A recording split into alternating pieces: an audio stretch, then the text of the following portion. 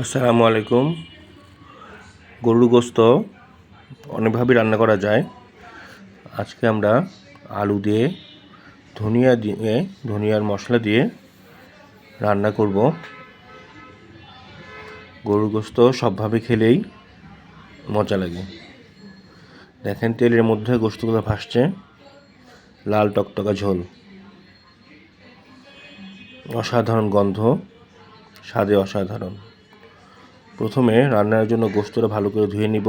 এর মধ্যে আদা রসুন বাটা, হলুদ মরিচের গুঁড়া, লবণ স্বাদ মতো দিয়ে দিব,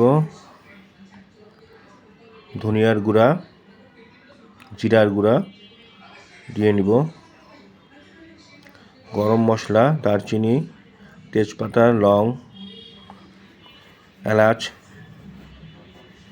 দিয়ে ভালোভাবে গোস্তটা মেখে নিব।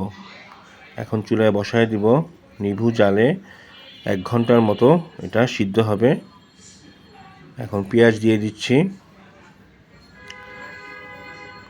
পেঁয়াজ দিয়ে আমরা এটাকে সিদ্ধ করব। পরিমাণ মতো পানি দিতে হবে, মাঝে মাঝে নাড়া দিতে হবে যাতে নিচে না লেগে যায়। পানি কমে গেলে আবার পানি দিতে হবে গোস্ত সিদ্ধ না হওয়া পর্যন্ত।